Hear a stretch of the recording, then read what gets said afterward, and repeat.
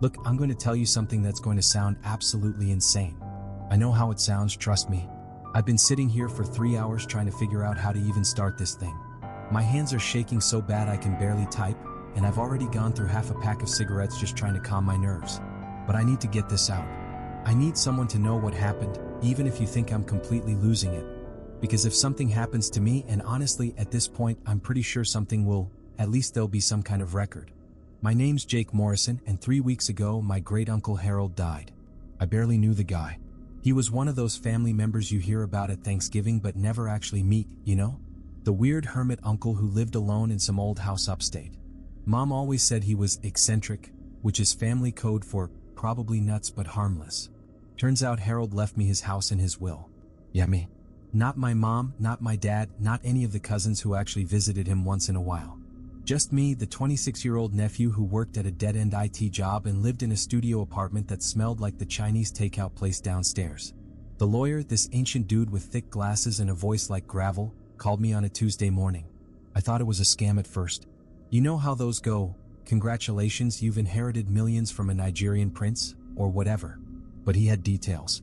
Real details about my family, about Harold, about things you couldn't just Google. Mr. Morrison left specific instructions. The lawyer wheezed through the phone. The house and all its contents are yours, but there are conditions. What kind of conditions? You'll need to come to my office to discuss the details. Some matters are too sensitive for phone calls. That should have been my first red flag right there. But I was broke, working 60 hours a week just to make rent, and the idea of owning actual property sounded like winning the lottery. So I took a day off and drove down to his office in this tiny town I'd never heard of. The lawyer's office looked like something out of a 1940s movie. Dark wood paneling, dusty law books stacked everywhere, and this weird musty smell that reminded me of my grandmother's attic. The lawyer himself, Mr. Garrett, looked even older in person. His hands shook when he handed me the documents. Your uncle was very specific about these instructions, he said, sliding a thick envelope across his desk. He was quite insistent that you follow them exactly. Inside the envelope was a set of keys and a letter written in Harold's scratchy handwriting. The letter was weird, really weird. It started normal enough, thanking me for being the only one in the family with sense and apologizing for dumping this responsibility on me. But then it got strange. Asterisk Jake, there are rules you must follow. These aren't suggestions or old man superstitions. These are life and death rules, and I mean that literally. The house has been in our family for 4 generations, and each generation has learned the same hard truths I'm about to share with you. Asterisk. Asterisk first, never go into the basement after sunset. During the day is fine, but when the sun goes down, stay upstairs. No exceptions. Asterisk. Asterisk second. Every night before bed, check that all the windows on the second floor are locked. All of them. Even if you check them an hour before. Asterisk. Asterisk third. If you hear knocking at the front door after midnight, do not answer it. Do not look out the windows to see who it is. Go to your bedroom and wait until morning. Asterisk. Asterisk, and most importantly, Jake, the most important rule of all, there is a door in the hallway upstairs. It's painted black and it has 3 different locks. That door must never be opened. Not for any reason. Not if you hear someone calling for help from inside. Not if the house is on fire. Not if your life depends on it. Asterisk. Asterisk, I know how this sounds. I know you probably think your old uncle finally lost his marbles. But Jake, I'm begging you, please trust me on this. That door has been locked for 60 years and it needs to stay that way. What's behind it? It's not meant for this world. Asterisk. Asterisk, if you can't handle these rules, sell the house. Don't try to be a hero. Don't try to figure out what it all means. Just sell it and walk away. Asterisk. Asterisk, but if you stay, follow the rules. Your life depends on it.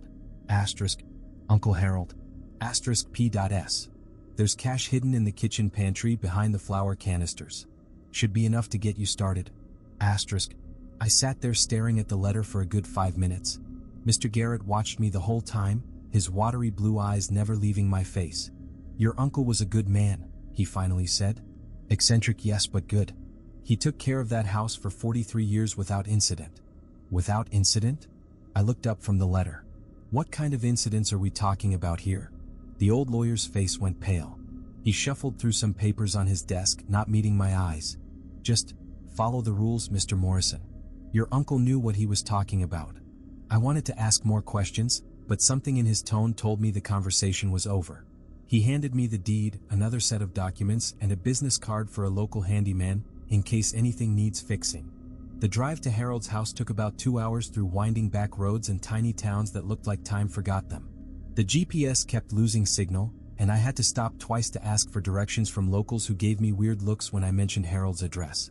The house itself was not what I expected. It was big, sure, but not mansion big. Just a tall, narrow Victorian with peeling white paint and a wraparound porch that had seen better days. 3 stories, lots of windows, and this tower thing on one side that made it look like something out of a horror movie. The yard was overgrown, and there were these massive oak trees that blocked out most of the sunlight. But it was mine. After years of apartment living and noise complaints and landlords who wouldn't fix anything, I had my own house. A weird house with crazy rules, but still. I found the key Harold had mentioned. It was under a fake rock by the front steps, just like he'd said in another note. The front door opened with this long, creaky groan that echoed through the empty hallway. The inside was like stepping back in time. Dark wood floors, tall ceilings, and furniture that looked like it came from an antique shop. Everything was clean though, which surprised me. I'd expected dust and cobwebs, but someone had been taking care of the place. I spent the first hour just walking around, getting a feel for the layout. First floor had a living room, dining room, kitchen, and this little study filled with old books. Second floor had 3 bedrooms and 2 bathrooms. And the third floor, well, that was where things got interesting. The stairs to the third floor were narrow and steep, and they creaked with every step. At the top was a long hallway with doors on both sides. Most of them opened to small, empty rooms or storage closets. But at the very end of the hall, there it was. The black door. It wasn't just painted black. It was like someone had taken the concept of darkness and turned it into wood. 3 heavy locks just like Harold had described. Old-fashioned deadbolts that looked like they could stop a battering ram.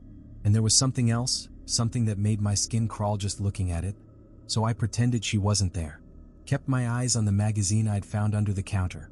Some ancient issue of People with a celebrity on the cover I didn't recognize. But I could hear her moving around, the soft whisper of her feet on the checkerboard floor, the gentle rustle of fabric. She went to the third washing machine from the left, and I heard the distinctive sound of quarters dropping into the slot. Clink, clink, clink, clink. Then water started running and the machine began its familiar rumbling cycle. Only then did I look up and nod at her, the way you acknowledge any other customer. She nodded back, but something was off about her face. The features were all there: eyes, nose, mouth, but they seemed loose somehow, like they hadn't been properly attached and might slide around if she moved too quickly. She took a seat in one of the plastic chairs near her machine, pulled out some knitting and started working. Click, click, click went her needles, keeping perfect time with the washing machine's rhythm. Nothing weird about that, right? Just an old lady doing laundry and killing time. Except the clothes in her basket hadn't been children's clothes when she'd pulled them out to load the machine. They'd been adult-sized, dark colors, the kind of stuff you'd expect a 60-year-old woman to wear. But I'd definitely seen tiny shirts and little jeans when she'd walked in. I told myself I was imagining things.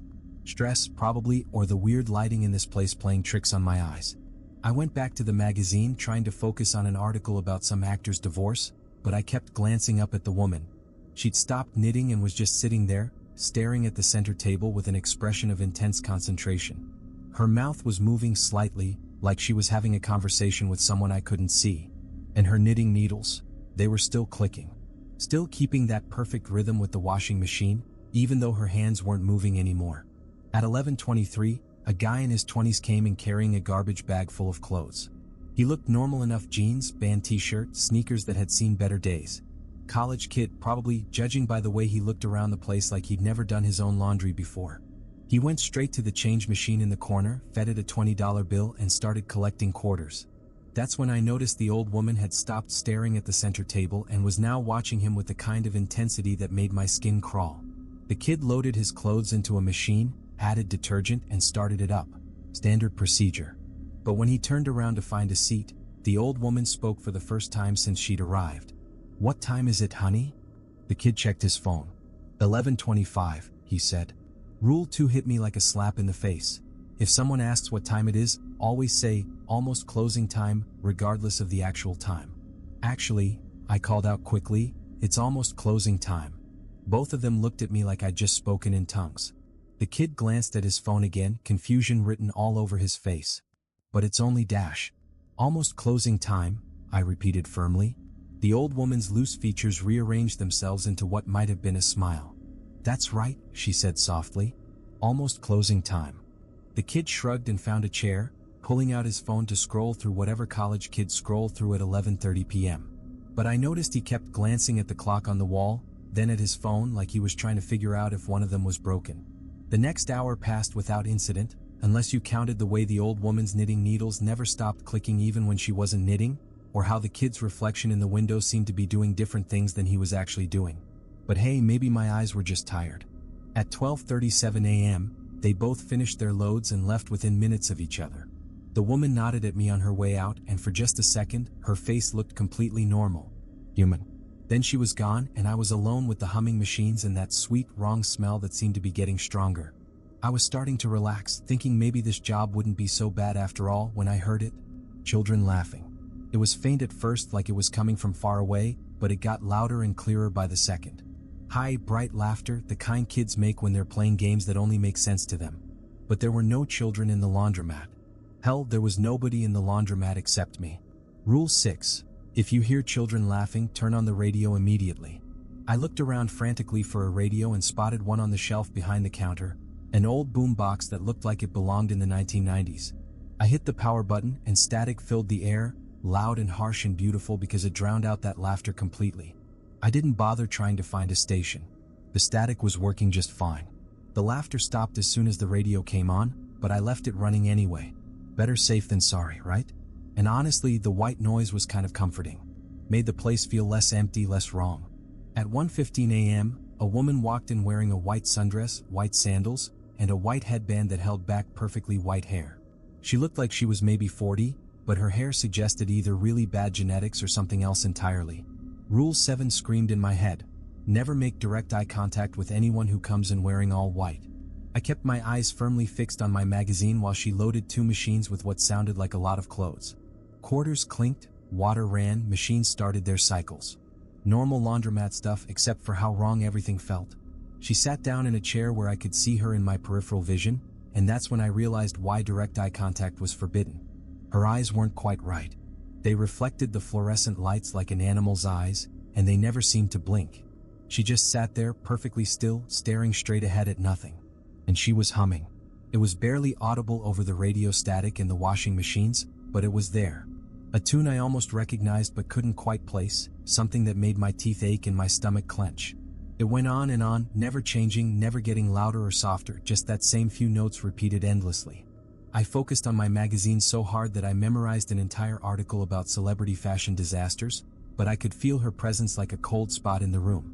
The static from the radio started to develop patterns, almost like voices trying to break through, but I turned up the volume until it was loud enough to make my ears ring. She left at 2:43 a.m. without saying a word. Just collected her clothes, folded them with mechanical precision, and walked out.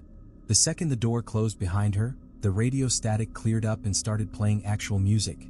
Some oldie station playing songs from the 1960s. I should have been relieved, but somehow the music was worse than the static. Every song felt wrong, like the words didn't quite match the melodies, or like they were being sung by people trying very hard to sound human. At exactly 3 a.m., the phone rang. My dad died 3 years ago in a car accident on Route 95. I was at his funeral. I watched them lower his casket into the ground. I have his death certificate in a box back at my old apartment, along with all the insurance paperwork and sympathy cards from people who barely knew him. So hearing his voice coming from behind that door should have been impossible. But it was him. I knew that voice better than my own, the slight rasp from years of smoking, the way he drew out certain vowels, that particular inflection he used when he was scared or hurt. This was my father's voice, and he was begging for help. "Jake, please," the voice continued, muffled but desperate. "I don't know how long I've been in here. It's so dark and I can't find a way out. You have to open the door, son. You're the only one who can help me." I stood there in that freezing hallway, flashlight shaking in my hand, bat clutched so tight my knuckles were white.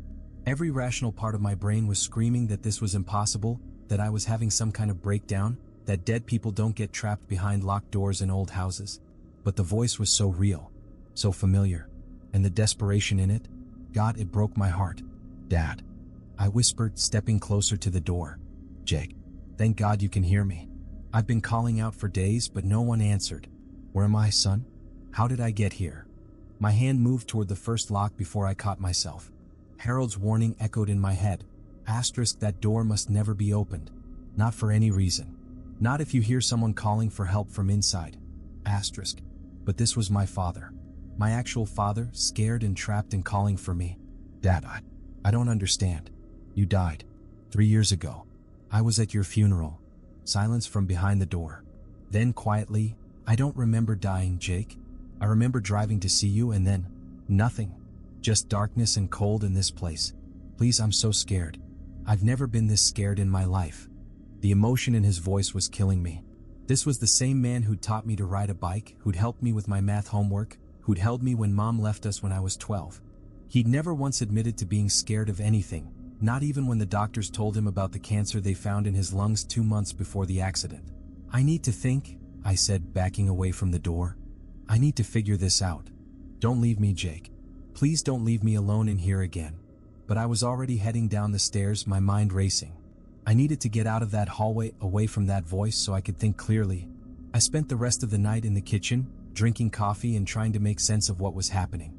By the time the sun came up, I'd convinced myself it had been a dream, or maybe some kind of stress-induced hallucination.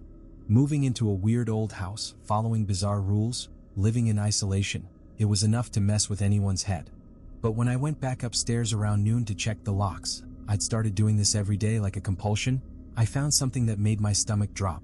Scratch marks on the inside of the door. Fresh ones. Long gouges in the wood, like someone had been clawing at it with their fingernails trying to get out. I called Mr. Garrett, the lawyer. Maybe he knew something about the history of the house, about what Harold had been dealing with all these years. But when his secretary answered, she told me Mr. Garrett had suffered a heart attack 2 days after our meeting and was in intensive care. He's not taking any calls, she said. I'm sorry, but you'll have to wait until he recovers. If he recovers, I thought but didn't say. I tried researching the house online, but there wasn't much information. It had been built in 1887 by some railroad baron, passed through a few families, then ended up with the Morrisons in the 1920s. Harold's grandfather had bought it during the Depression for next to nothing. What I did find was a newspaper article from 1962 about Harold's father, my great-grandfather Thomas Morrison. The headline read, "Local man found dead in locked room, police baffled by circumstances." According to the article, Thomas had been found dead in a secured room on the 3rd floor of his home. The door had been locked from the outside with multiple deadbolts, but there was no sign of foul play. The article mentioned that Harold, who was 19 at the time, had inherited the house and claimed his father had died of natural causes brought on by extreme stress. The article also mentioned that neighbors had reported unusual sounds and disturbances coming from the Morrison house for weeks before Thomas's death, but police found no evidence of criminal activity. That night, the knocking came again. This time at 11:47 p.m., 13 minutes earlier than before. I was ready for it. I'd been sitting in the living room since 11, lights off, waiting. When I heard those 3 slow, deliberate knocks, I didn't move from my chair. The knocking repeated every few minutes for about an hour. Always the same rhythm, always patient. But this time, I heard something else, whispering between the knocks. Too quiet to make out the words, but definitely voices. Multiple voices, having some kind of conversation on my front porch.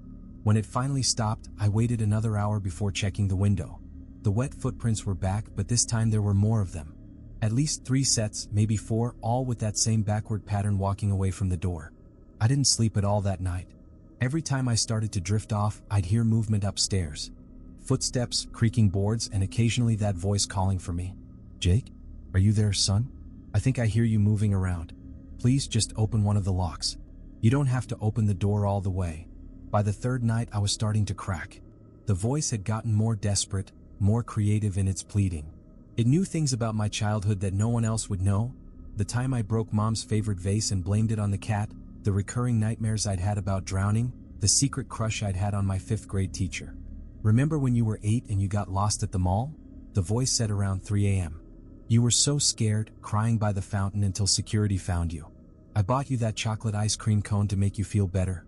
You said it was the best ice cream you'd ever had." I remembered that day perfectly. Dad had been frantic when he found me, but he'd hidden it well, just scooped me up and told me everything was okay. "I'm scared now like you were then, Jake. Please don't leave me lost in the dark." That almost broke me. I actually had my hand on the first lock before I forced myself to stop. Something was wrong here, something beyond just my dead father being trapped behind a door. The voice was too perfect, too exactly like I remembered. And there were little things, the way it never seemed to breathe between words, how it could talk for minutes without pause, the fact that it somehow knew I was there even when I was trying to be silent. I started paying closer attention to the details. The voice claimed to have been trapped for days, but Dad had been dead for 3 years. It said it didn't remember dying, but it remembered driving to see me, something that had never happened. Dad had died on his way to work, not on his way to my apartment. The more I thought about it, the more convinced I became that this wasn't really my father. But knowing that didn't make it any easier to ignore. On the 4th night, things escalated. I was in the kitchen around midnight, making another pot of coffee, when I heard the front door open. Not a knock this time. The actual sound of the door swinging open and footsteps entering the house. My blood went cold. I checked that door 3 times before coming downstairs. It was locked, deadbolt, and chained. There was no way someone could just walk in. But I could hear them moving around in the living room. Slow, deliberate footsteps, like someone exploring unfamiliar territory. I grabbed a knife from the drawer and crept toward the kitchen doorway. The footsteps were getting closer, moving from the living room toward the hallway that led to the kitchen. Jake. It was my father's voice, but it wasn't coming from upstairs anymore. It was coming from the living room, getting closer with each step. I got out, son. I found another way. We can finally talk properly. This was wrong. This was so incredibly wrong. If my father had somehow gotten out of that locked room, why hadn't I heard the locks being opened? And how was he walking around when he'd been dead for 3 years? The footsteps stopped just outside the kitchen. I pressed myself against the wall next to the doorway, knife raised, trying not to breathe. I know you're in there, Jake. I can smell you. That same smell you had as a baby, milk and soap and something else. Something sweet. My father had never talked like that. Never used those words, never had that particular tone. This thing wearing his voice was getting it wrong, like an actor who'd studied the role but missed the subtle nuances that made it real. Come out, son. Let me see you. Let me hold you like I used to. I stayed pressed against the wall, knife trembling in my hand. Whatever was in my living room, it wasn't my father. But it knew his voice, his memories, and it had somehow gotten past 3 locked doors. Then I heard something that made my heart stop. The sound of the front door closing and locking. 3 distinct clicks as the deadbolts turned. Whatever was in my house had just locked us in together. There we go, the voice said, and I could hear the smile in it. Now we can have some real privacy. Just you and me, Jake. Just like the old days. The footsteps started moving again, but they weren't heading toward the kitchen anymore. They were going upstairs. I heard them climbing the stairs to the 2nd floor, then continuing up to the 3rd. The floorboards creaked as they moved down the hallway toward that black door. Then I heard something that shouldn't have been possible. The sound of locks being opened from the inside. Click, click, click. 3 locks opening one by one. And then my father's voice, but somehow different now. Deeper. Hungrier. Oh, Jake, you have no idea how long we've been waiting for someone like you. Someone who belongs to this family. Someone who can open doors that have been closed for so very long. I ran. I dropped the knife and ran for the back door, but it wouldn't open. The handle turned, the deadbolt disengaged, but the door stayed shut like it was welded in place. All the windows were the same way. They looked normal, but they wouldn't budge no matter how hard I pushed or pulled. I was trapped in the house with whatever had been pretending to be my father. The footsteps were coming back downstairs now, slow and deliberate, and there were more of them than before. Multiple sets of feet moving through my house, all heading toward the kitchen. Jake. The voice called out, but it wasn't just one voice anymore. It was several voices speaking in unison, all slightly off from each other like a badly tuned choir. Don't make this harder than it has to be. We just want to talk. I grabbed my phone and tried to call 911, but there was no signal. No bars at all, like something was blocking the transmission. The footsteps were in the hallway now, just outside the kitchen. We know you're scared, Jake. We were scared too when we first came here. But it gets better. You learn to appreciate the company. I looked around desperately for another way out.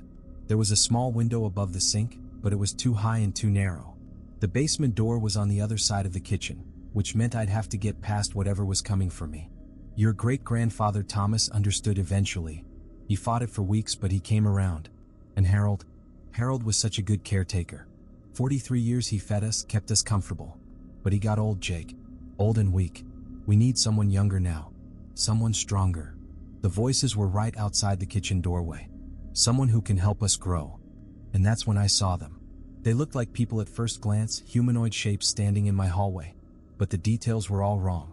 Their skin was too pale, almost translucent, and I could see dark veins underneath like cracks in marble.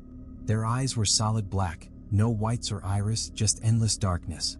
And they moved wrong, like they were underwater or learning how to use bodies that didn't quite fit. The one in front looked like my father, but it was like someone had tried to recreate him from a half-remembered description.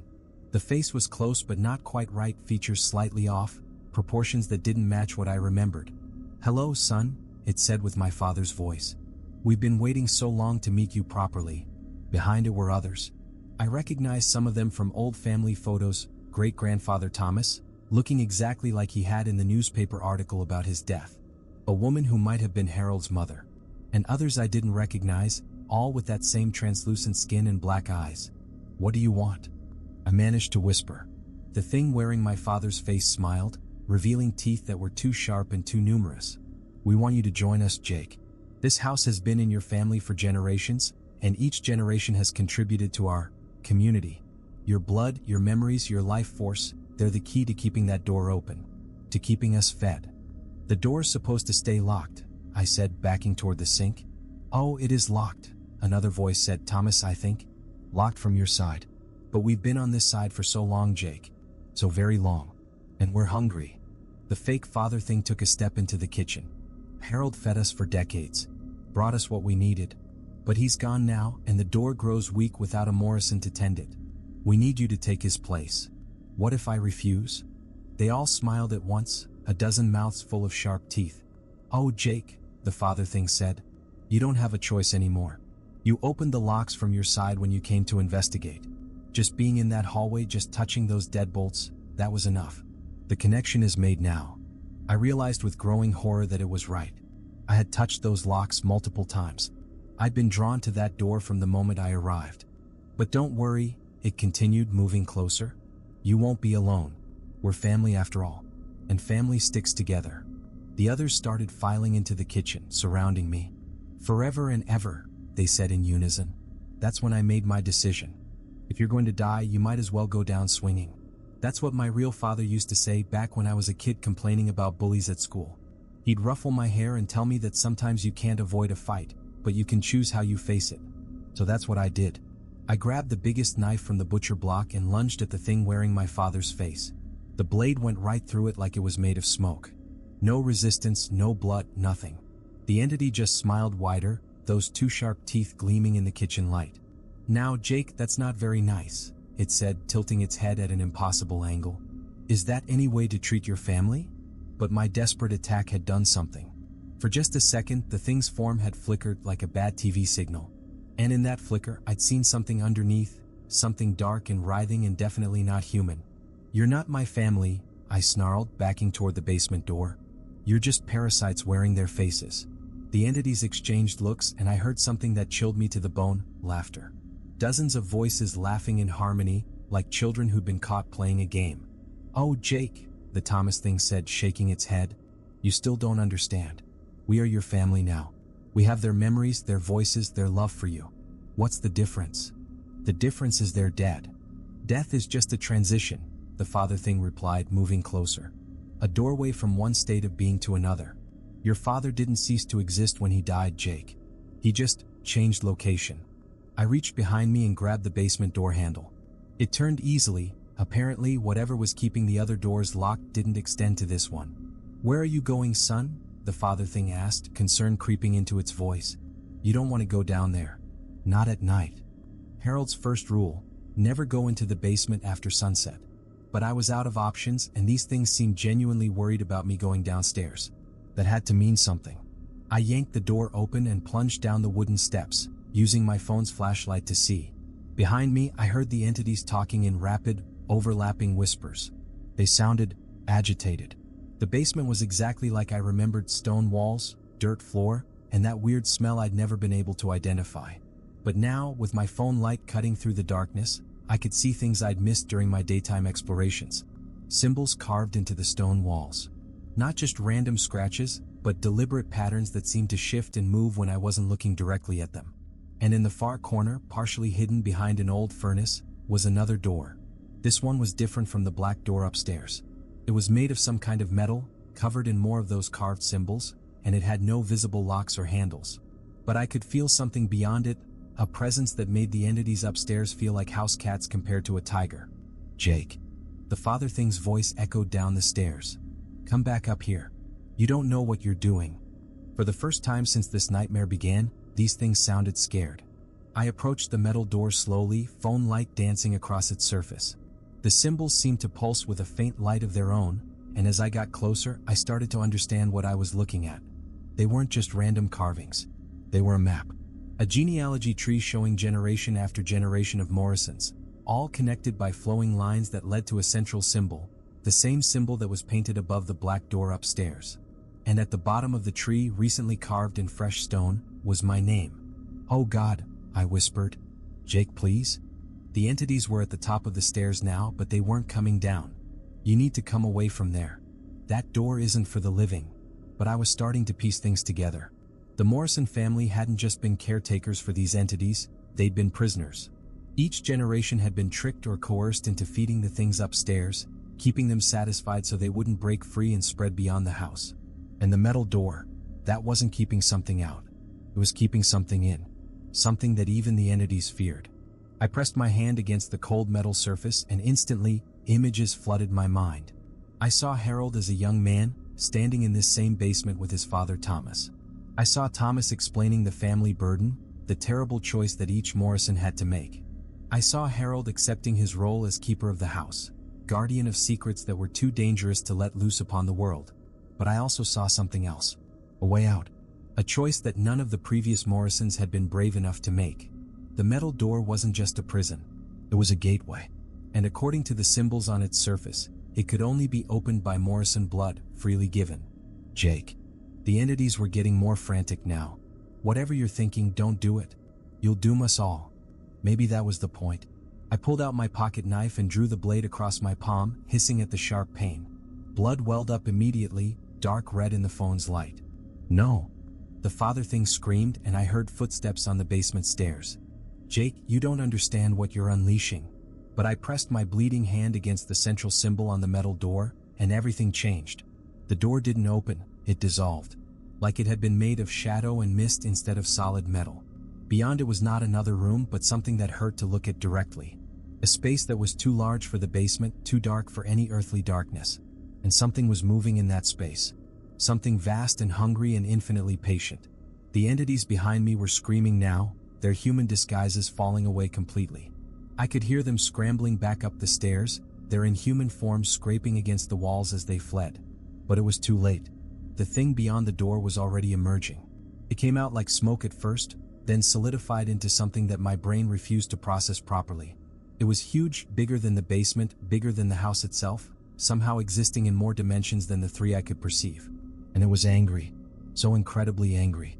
The entities upstairs were shrieking in terror as the thing flowed through the house like a dark tide. I could hear furniture being destroyed, walls cracking, the very foundations of the building groaning under impossible pressure. But the thing didn't touch me.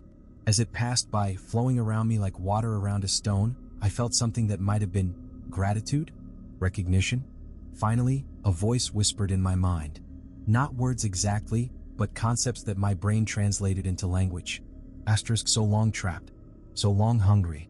The Morrison line ends and the binding breaks. Asterisk. The house was coming apart around me. I could hear the entities being consumed, their screams cutting off one by one as the thing reclaimed what had been stolen from it over the decades. They had been parasites feeding on my family, but they were nothing compared to what they had been keeping caged.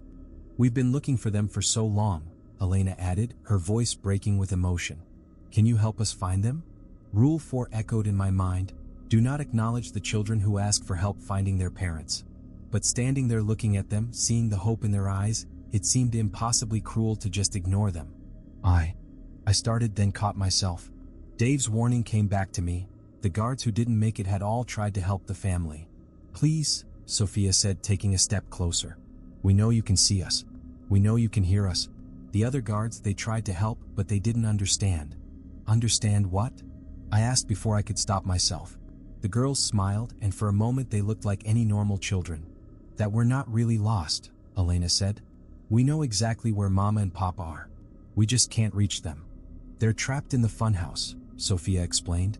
In the mirrors, reliving the fire over and over. They can't leave because they're looking for us, and we can't join them because... Because what?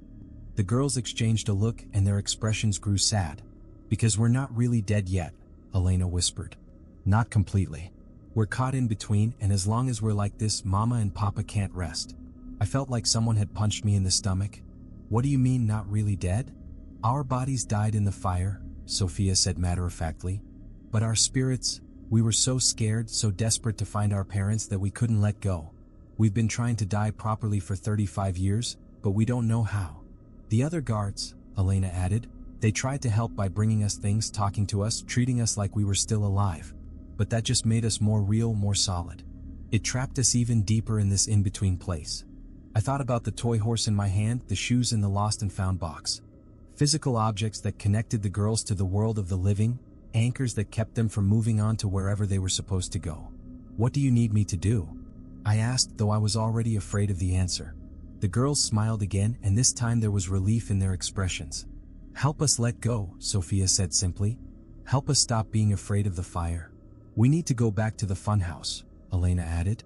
Back to the mirrors where Mama and Papa are trapped. But we're too scared to do it alone.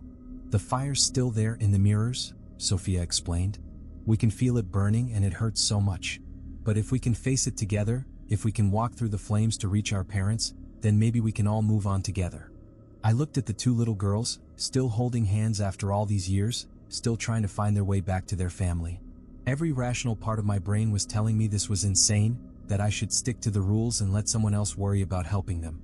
But I thought about what Dave had said, that the family was looking for someone to make sure their children were safe. Maybe the guards who disappeared hadn't failed because they'd tried to help.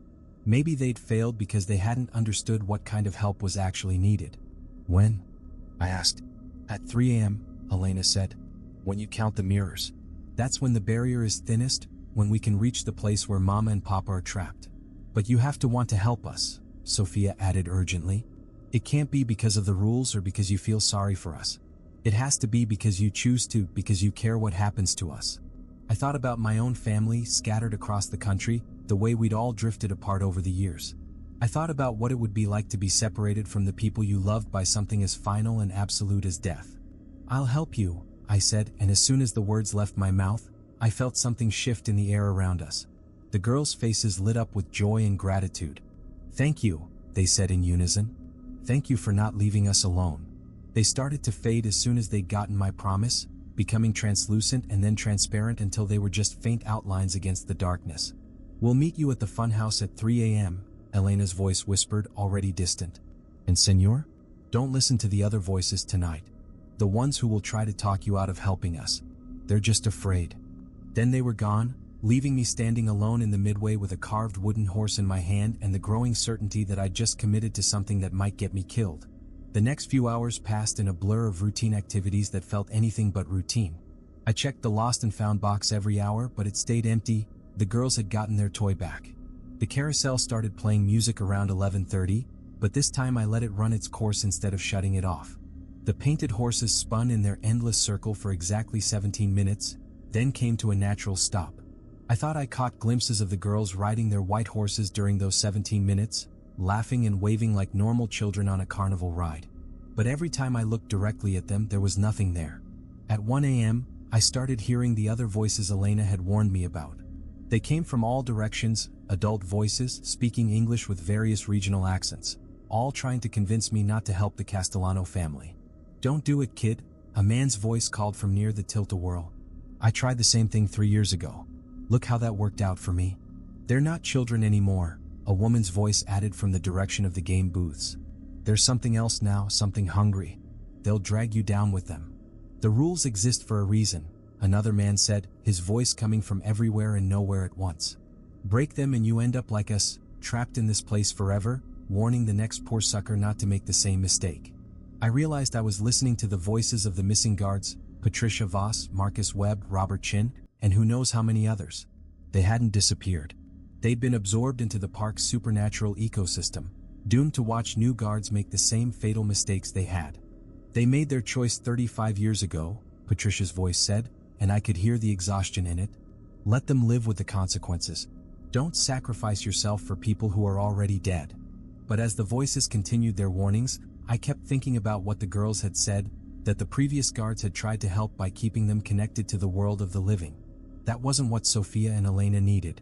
They needed someone brave enough to help them finish dying, to walk with them through the fire that had killed them and into whatever came after. At 2:45 a.m., I left the trailer and walked toward the funhouse. The voices of the dead guards followed me, growing more desperate as I got closer to my destination. Morrison, don't do this. You don't understand what you're getting into. Once you cross that threshold, there's no coming back. I ignored them all and approached the funhouse entrance. The chains were already gone, the door standing open like a mouth waiting to swallow me whole. From inside, I could hear the familiar sound of the family's eternal argument, parents and children calling to each other across an impossible distance, forever separated by smoke and flame and time. The flight was rough, way rougher than it should have been.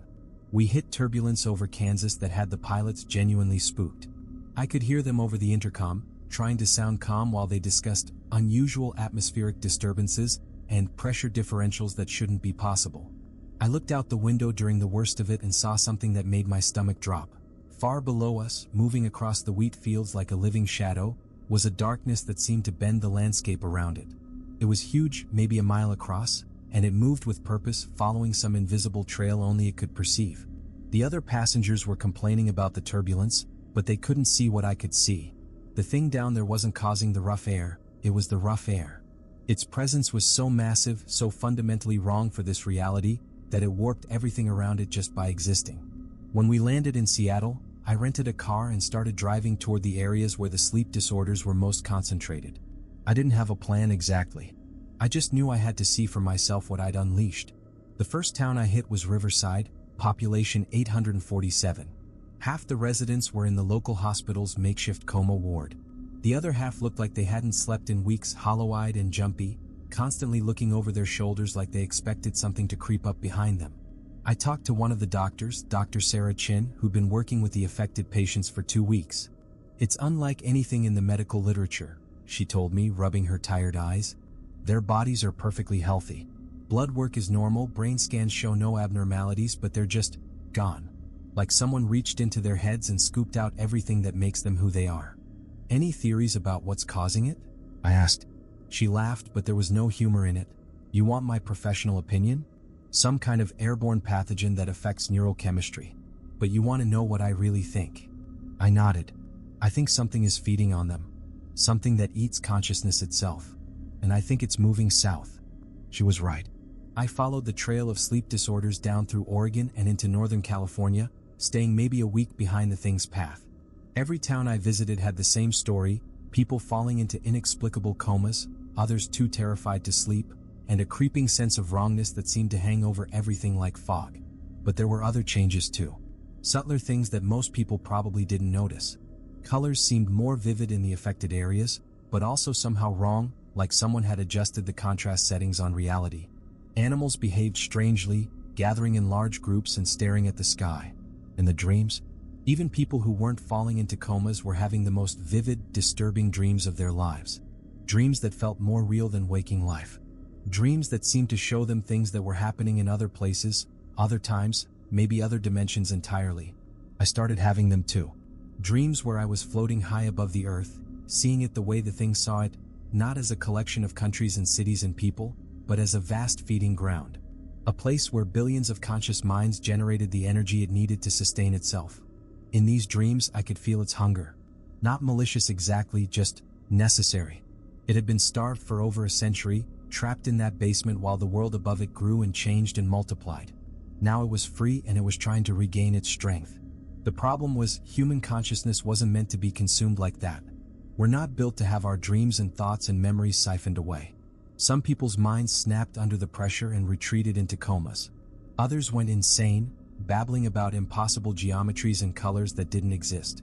And a very few, seemed to adapt to the contact. They became something between human and whatever the thing was.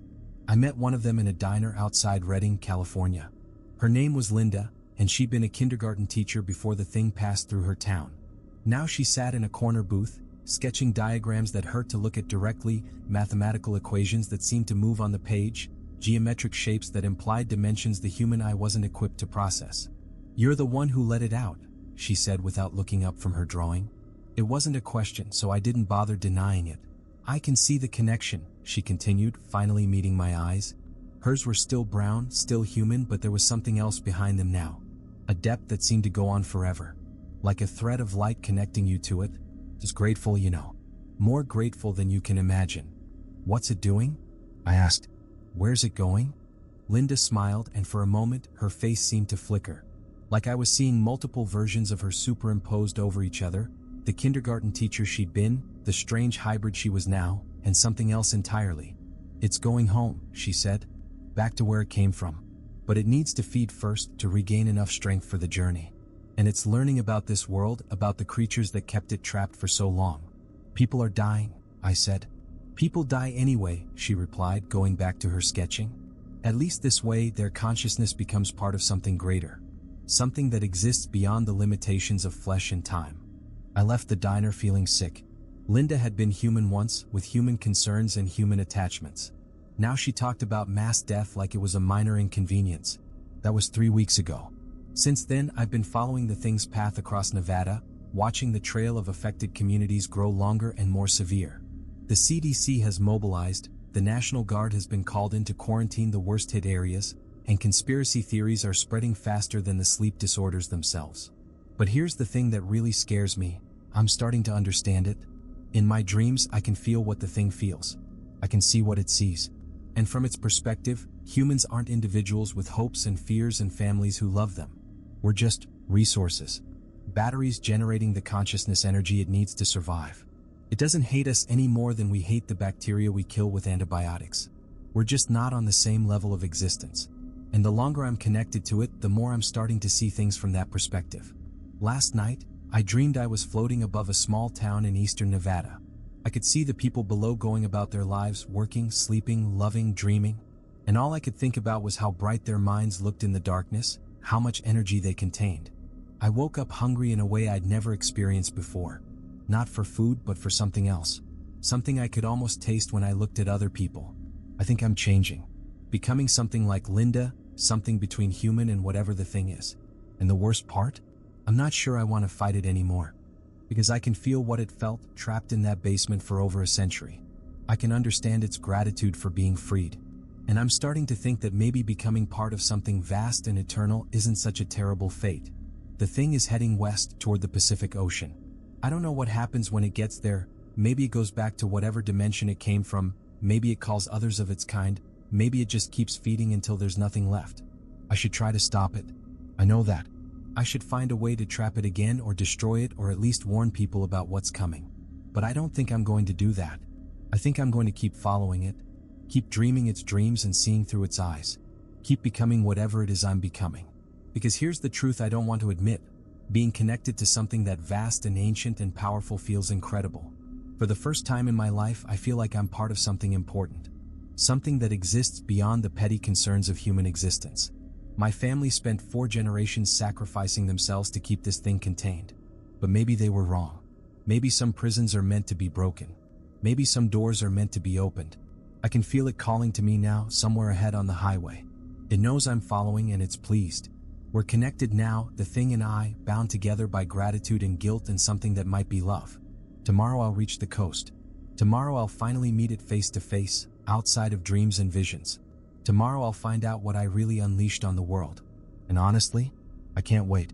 If you're reading this, you should probably stay away from the Pacific Northwest for a while. Hell, maybe stay away from the whole West Coast. Because something's coming, something that's been trapped and starved and angry for over a century. But don't worry too much. It's not evil, not really. It's just hungry. And soon it won't be hungry anymore. The door must not be opened, Harold's letter said. But some doors have to be opened eventually. Some things have to be set free. Trust me on this one. It started subtly, just a slight chill in the desert air that made me zip up my jacket. But within minutes, it was cold enough that I could see my breath, and frost was starting to form on the metal surfaces of the nearby rides. The voices in the funhouse suddenly went silent. Then the door exploded outward, chains and all, slamming into the ground with a crash that echoed across the entire park. What came out wasn't the Castellano family. It wasn't any single family at all. It was a crowd. Dozens of translucent figures poured out of the funhouse entrance, men, women, children, all dressed in clothing from different historical periods. I saw bonnets and long dresses from the 1800s, Sunday suits from the early 1900s, and work clothes from the Depression era. They moved with purpose but not coordination, each group seemingly unaware of the others. The German immigrants clustered together near the carousel, speaking in rapid, panicked German and pointing toward the hills where their wagon train had been trapped. The Mormon settlers gathered by the game booths, kneeling in prayer and asking God why their righteous community had been destroyed. The revival congregation stood in a circle near the tilt-a-whirl, singing hymns in voices that sounded like wind through broken glass. And in the center of it all, looking just as confused as I felt, were the spirits of what looked like a Native American family, a man, woman, and 3 children dressed in traditional clothing that predated any of the other groups by centuries. They had been here first. Long before the German immigrants, before the Mormon settlers, before the traveling carnival. This had been their land, their sacred space, and they had died here defending it from encroachers who didn't understand its significance. As I watched, the different groups of spirits began to notice each other. The confusion on their faces quickly turned to suspicion, then anger.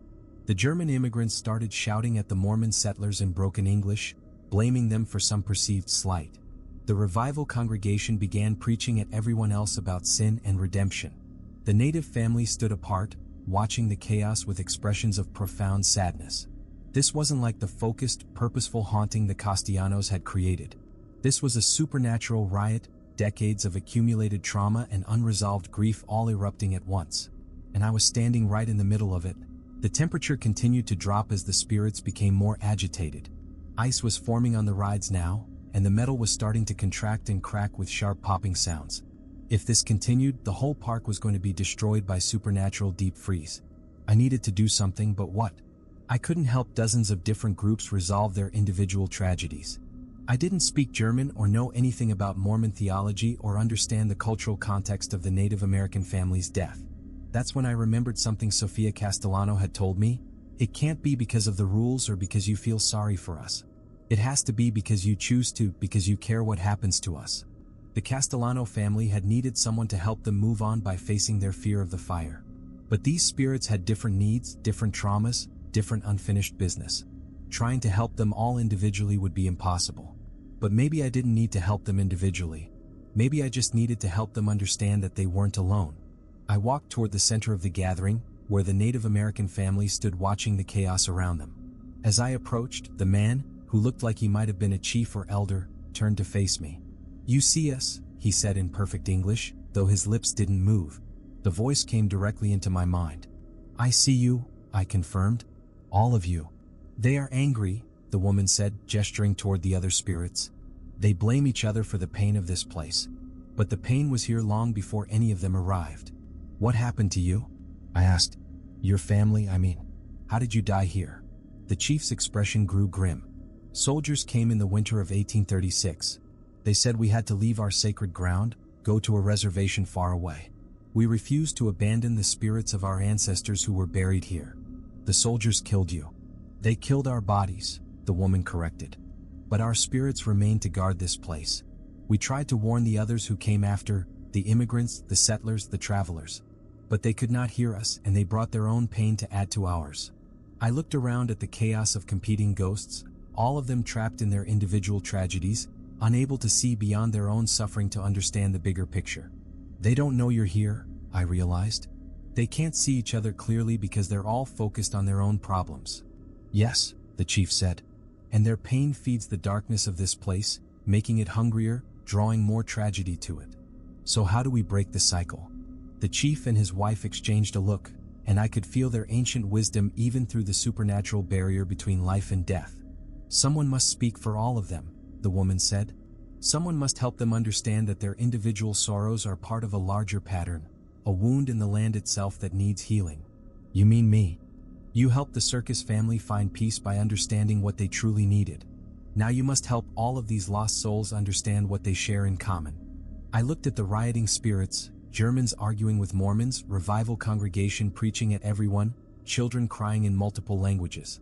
They were so focused on their individual traumas that they couldn't see how similar they all were. They had all come to this place seeking something better. They had all died tragically, unexpectedly, before they could achieve their dreams. and they had all been trapped here by their inability to let go of the life they'd lost. But unlike the Castellanos, who had been united by family love, these groups had no connection to each other. No reason to work together toward resolution. Except for one thing. They were all in pain. And pain was something every human being could understand, regardless of language or culture or historical period. I walked to the center of the gathering and raised my voice. Stop. The supernatural riot continued. The spirits were too caught up in their individual grievances to pay attention to one living person. So I tried a different approach. I knelt down in the middle of the midway, closed my eyes, and let myself feel the full weight of my own pain. The job I'd lost, the girlfriend who'd left me, the sense of failure and helplessness that had driven me to this place in the desert. I thought about every disappointment, every broken dream, every moment when life had seemed unfair and cruel. And then I projected that pain outward, not as words but as pure emotion. The effect was immediate. The angry voices stopped. The temperature stopped dropping. In the sudden silence, I could feel the attention of dozens of spirits focused on me. I know you're all hurting, I said, my eyes still closed. I know you all came here looking for something better and found tragedy instead. I know you're angry and scared and you don't understand why this happened to you. I opened my eyes and looked around at the gathering. The spirits were no longer arguing with each other. They were listening. But you're not alone in that pain. Look around you. Really look. You all lost everything. You all died before your time. You all got trapped here by grief and anger and the inability to accept what happened. The German patriarch stepped forward and spoke in heavily accented English. But they are not our people. They do not understand our suffering. Don't they? I asked. You lost your children in the blizzard. The Mormon family lost their children in the flood. The revival congregation lost their children when the tent collapsed. You all know what it feels like to watch the people you love die and be powerless to save them. The Mormon patriarch looked at the German family, then at the revival congregation, and I could see understanding beginning to dawn in his eyes.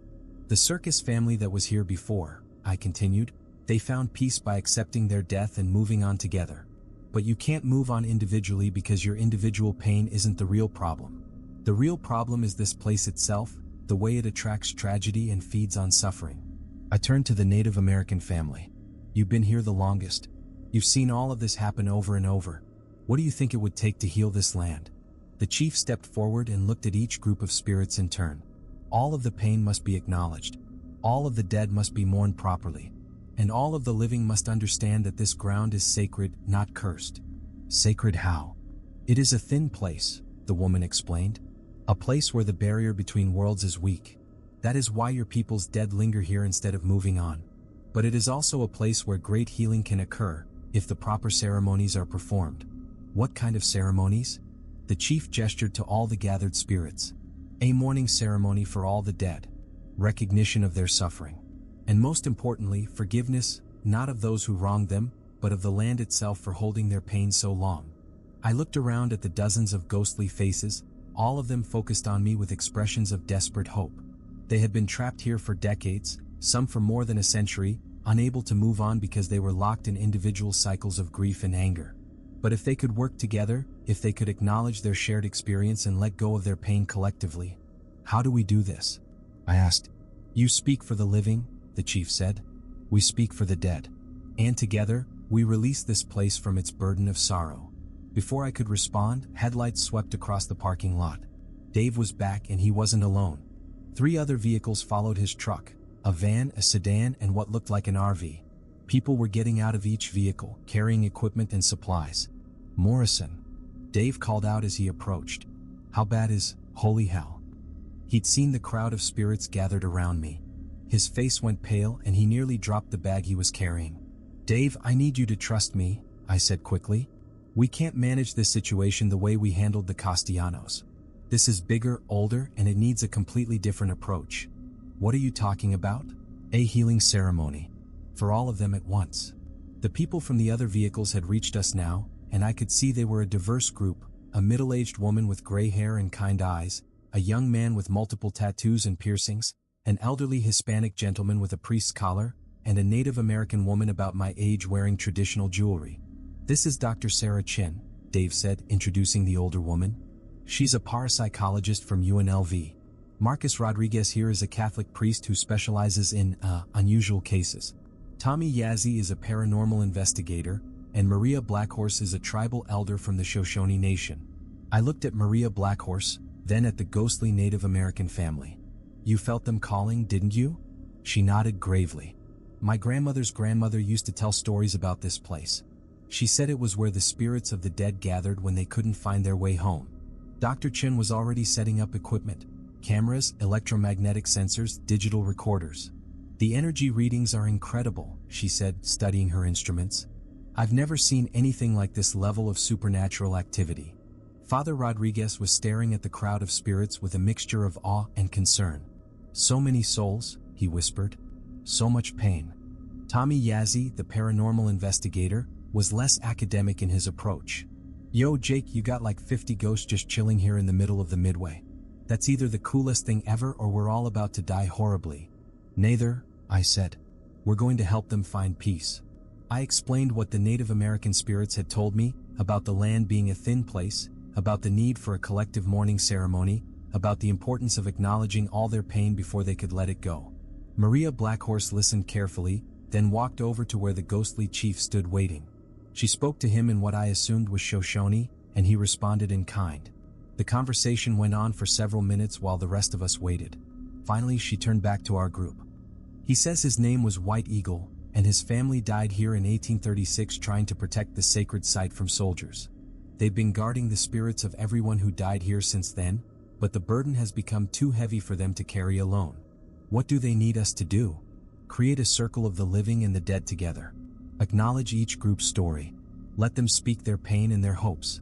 And then, when all have been heard, perform a release ceremony to free them from this place. Dr. Chen looked skeptical. That's not exactly scientific methodology. Science isn't going to solve this, Dave said firmly. I've been managing supernatural activity at this site for 15 years, and I can tell you that trying to approach it logically just makes things worse. Father Rodriguez was already pulling supplies from his bag: candles, holy water, a Bible. I can offer prayers for the dead, perform last rites if needed. Tommy was setting up additional recording equipment. This is going to be the most documented mass ghost resolution in history. As we prepared for the ceremony, the spirits began to organize themselves. The German immigrants formed a group to the north, the Mormon settlers to the east, the Revival congregation to the south, and White Eagle's family to the west. Other spirits I hadn't noticed before emerged from the shadows: a family of Irish railroad workers who died in an accident in the 1920s, a group of migrant farm workers who'd been killed in a dust storm in the 1930s, and others whose stories were lost to time. We set up a circle in the center of the Midway, with candles marking the cardinal directions. Maria Blackhorse began the ceremony with traditional Shoshone prayers, acknowledging the spirits and asking for their permission to help them find peace. One by one, each group told their story. The German immigrants spoke of leaving their homeland in search of freedom, only to freeze to death in an unexpected blizzard. The Mormon settlers described their dream of building a righteous community in the desert, destroyed in a single night by flash floods. The Revival congregation shared their faith and their confusion over why God had let their tent collapse during worship. Each story was different, but the themes were universal: hope, loss, confusion, and the desperate desire to understand why their dreams had ended in tragedy. As the night wore on and each group spoke their truth, something began to change in the atmosphere around us. The oppressive weight that had hung over the park since the spirits emerged started to lift. The temperature gradually returned to normal. The frost on the rides began to melt. Dr. Chen's instruments registered the changes. The electromagnetic activity is stabilizing, she reported. It's not disappearing, but it's becoming more coherent, more focused. When all the groups had told their stories, Maria Blackhorse turned to White Eagle's family. "And you?" she asked in English. "What is your pain?" White Eagle stepped forward, and when he spoke, his voice was audible to everyone in the circle, living and dead alike. "Our pain is not for ourselves," he said. "We chose to stay to guard this sacred place and guide the lost spirits home. But we could not prevent their suffering, and we could not ease their loneliness. We have failed in our duty as guardians." "You didn't fail," I said, stepping forward. "You kept them together. You kept them from being completely lost. Without you, they would have become something much worse: angry, vengeful spirits striking out at the living. Instead, they stayed human, stayed connected to their own stories and identities." White Eagle's wife nodded slowly. "Perhaps. But the burden is too heavy now. There are too many, and more come every year, drawn by the pain of those already here. Then let's break the cycle, Maria Blackhorse said.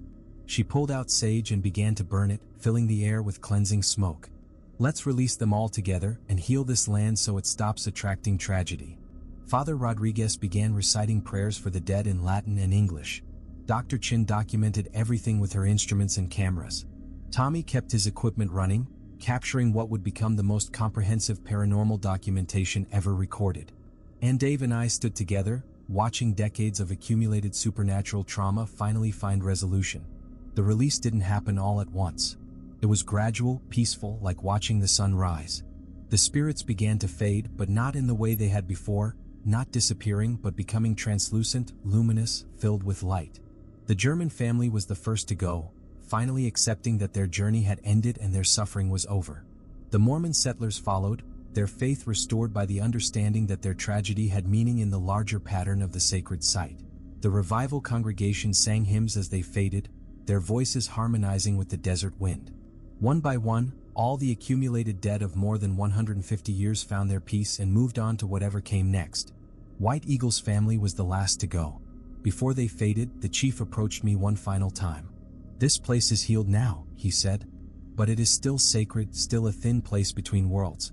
Those who care for it must understand its true nature." What is its true nature? Not a trap for the dead, but a doorway for the living. A place where people can come to face their deepest fears and find the courage to move forward with their lives. With that, White Eagle and his family dissolved into points of light that rose up into the star-filled desert sky and disappeared. The ceremony was over. The park was quiet, truly quiet, for the first time in over a century.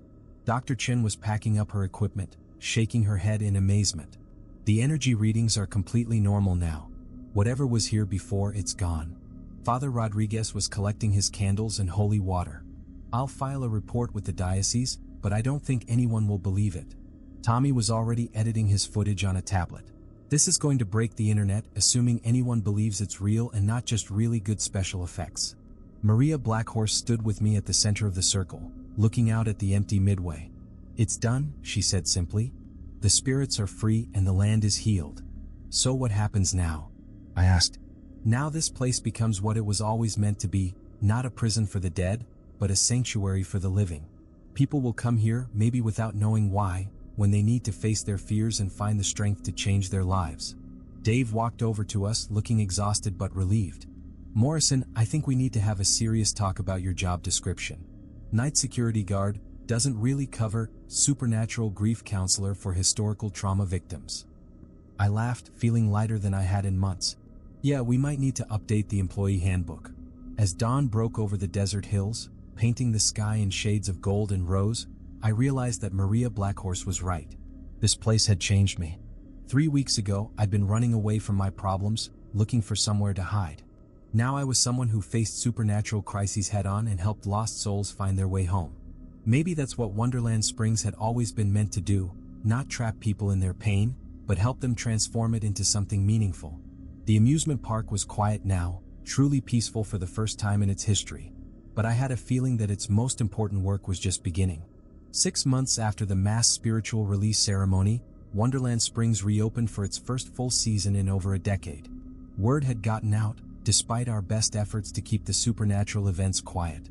Tommy Yazzi's footage had indeed broken the internet, as he'd predicted, spawning dozens of copycat videos and turning the park into an unlikely destination for paranormal enthusiasts.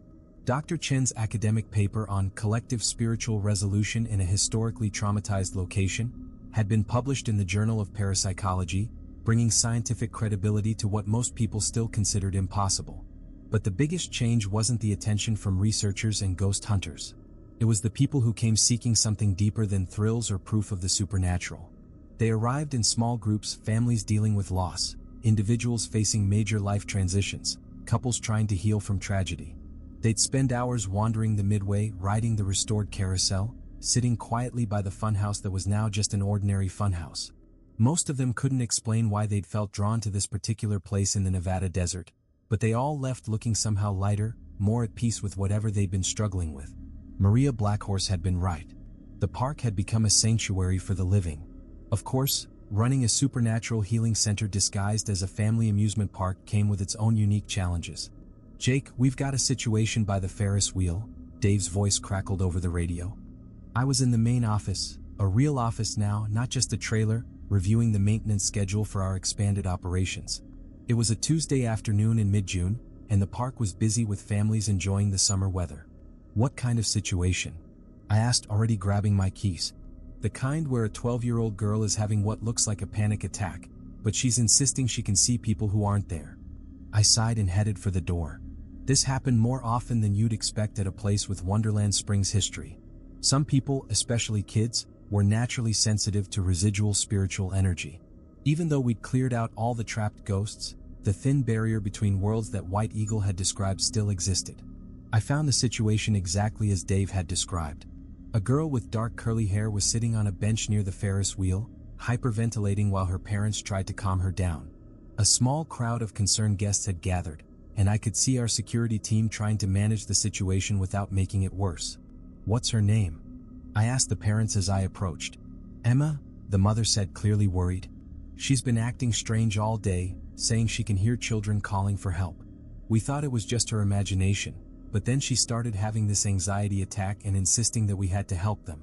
I knelt down beside Emma, who was still breathing hard and looking around wildly. Hey Emma, I said gently. My name's Jake. I run this place. Can you tell me what you're seeing? Emma looked at me with eyes that were far too old for her 12-year-old face. There are kids here, she whispered. But they're not like us. They're sad and scared, and they keep asking for help finding their families. My blood went cold. We'd released all the historical spirits 6 months ago. I'd watched them go myself. But Emma was describing exactly what visitors had reported before the ceremony, the same phenomenon that had led to the Castellano family manifestation. Where are these children? I asked carefully. Emma pointed toward the back of the park, in the direction of the lake that had been added during the most recent renovation. Over there, by the water. They say they've been waiting so long for someone to help them. I helped Emma to her feet and looked at her parents. Would it be okay if I took her to see what she's talking about? Sometimes the best way to deal with this kind of sensitivity is to face it directly rather than trying to ignore it. The parents exchanged uncertain looks. Is this normal here? The father asked. More common than you'd think, I said honestly. Your daughter has a gift that allows her to perceive things most people can't. It's not dangerous, but it can be overwhelming if she doesn't learn to understand it. We walked toward the lake, Emma holding my hand and her parents following nervously behind. As we got closer to the water, I could feel it too, not the oppressive supernatural presence of before, but something lighter, more recent. There, Emma said, pointing to a spot near the shore. Can't you see them? I looked where she was pointing and saw nothing but families enjoying paddle boats and the small beach area we'd created. But Emma was seeing something else, and given this place's history, I needed to take her seriously. Emma, I want you to try something for me. Instead of just looking at them, try talking to them. Ask them who they are and what they need. Emma nodded and stepped closer to the water. To everyone else, she looked like a girl talking to empty air, but I could see the concentration on her face, the way she tilted her head to listen to responses only she could hear. After a few minutes, she turned back to me with tears in her eyes. They're not old ghosts like you probably deal with usually, she said. They're new. They died last month in a car accident, and they got lost trying to find the light that the other spirits told them about. My stomach dropped. Last month, there had been a tragic accident on the highway about 10 miles from the park. A family of 5 parents and 3 kids had been killed when their car went off the road during a dust storm. It had been all over the local news. They say the spirits who used to live here told them this was a place where lost people could find help, Emma continued. But when they got here, they couldn't find anyone to help them cross over.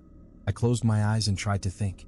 The mass release ceremony had cleared out all the historical spirits, but we hadn't done anything to prevent new ones from being attracted to the site. If anything, the stories about Wonderland Springs being a place of spiritual healing might be drawing more lost souls here.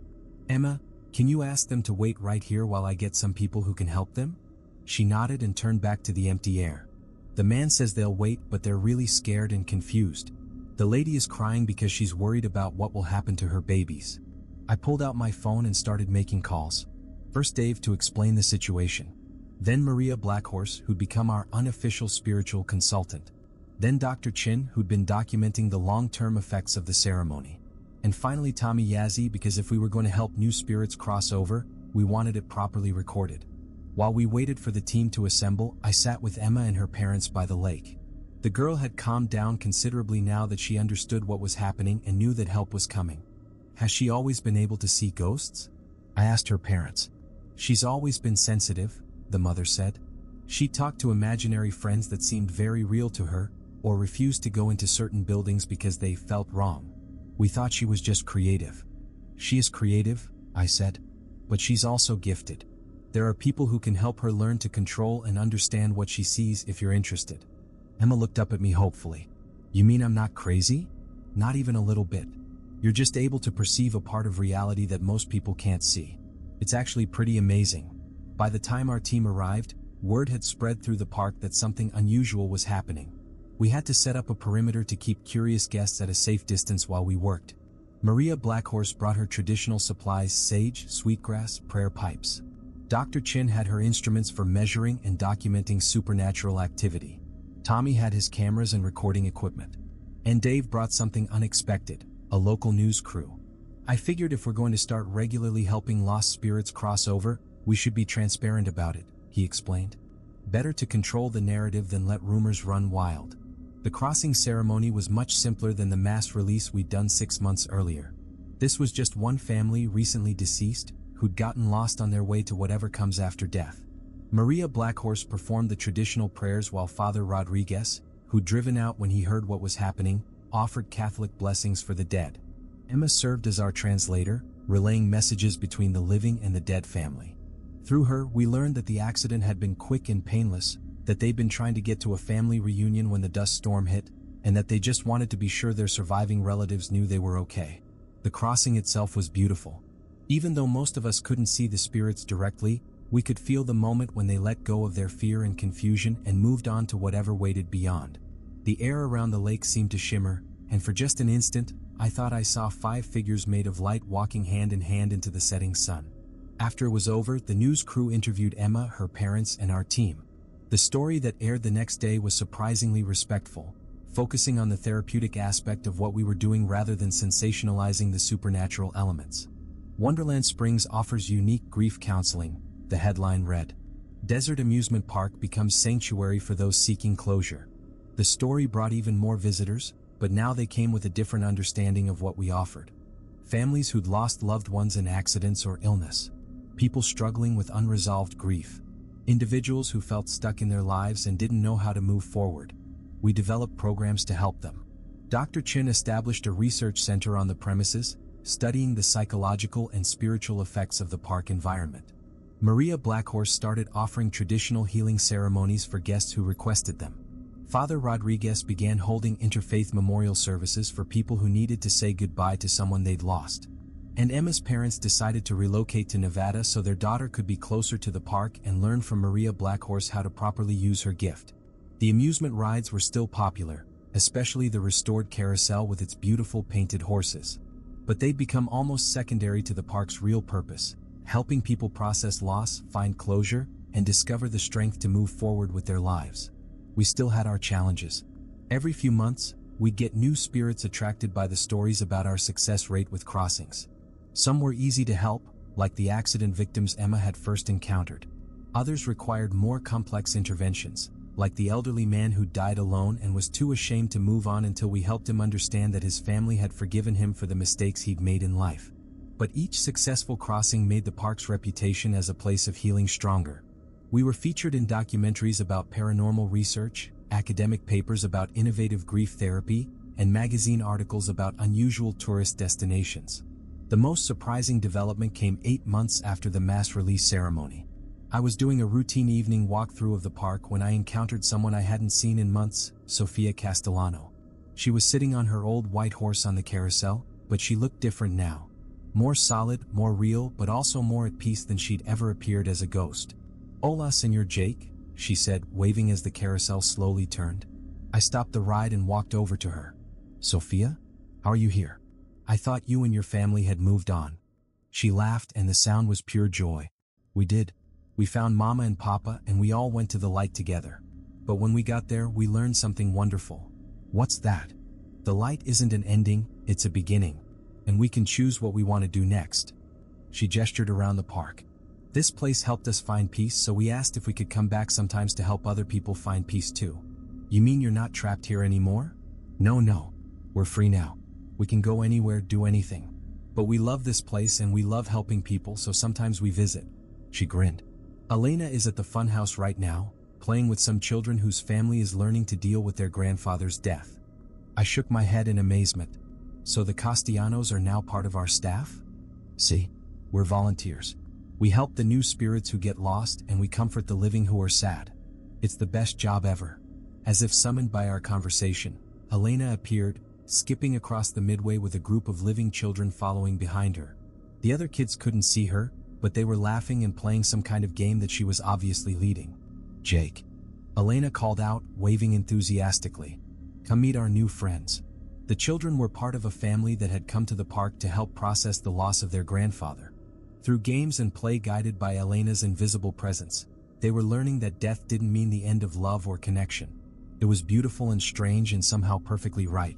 As the years passed, Wonderland Springs evolved into something unique in the world, part amusement park, part spiritual sanctuary, part research center for understanding the connection between the living and the dead. We hosted conferences on grief therapy, trained counselors in innovative healing techniques, and provided a safe space for people to explore their own spirituality and mortality. The carousel still turned, the Ferris wheel still offered views of the desert landscape, and families still came to make happy memories together. But underneath it all was something deeper, an understanding that life and death were part of a larger pattern, that love transcended physical existence, and that sometimes the most profound healing happened when we learned to let go of our fear of the unknown. I never did go back to my old job in Tucson. Wonderland Springs had become my life's work, and I couldn't imagine doing anything else. Every day brought new challenges and new opportunities to help people find peace with their past and hope for their future. Dave retired 2 years after the mass release ceremony, but he stayed in the area and came by regularly to check on operations. Best decision I ever made was hiring you, Morrison, he'd say every time he visited. This place is finally fulfilling its true purpose. Dr. Chin published 3 more papers about our work and established a permanent research station at the park. Tommy Yazzie became our official documentarian, creating educational materials about death, grief, and spiritual healing. Maria Blackhorse trained a new generation of spiritual counselors in traditional healing methods. And Emma grew up to become one of our most gifted mediators between the living and the dead, helping countless families find closure and peace.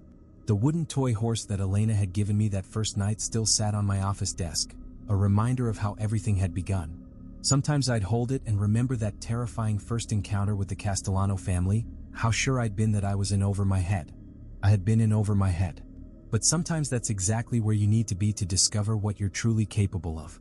Wonderland Springs had taught me that the most important work we can do is helping others find their way home, whether that home is in this world or the next. And in helping them find their peace, I'd found mine too. The park closed at sunset every day just as it always had. But now, as the last visitors headed home and the stars came out over the Nevada desert, I knew we'd be ready for whatever lost soul might find their way to our gates. After all, that's what Wonderland Springs was for, a place where dreams come true, even if those dreams are as simple as finding peace, saying goodbye, or learning that love never really dies. It just takes new forms, and sometimes those forms are more beautiful than anything we could have imagined.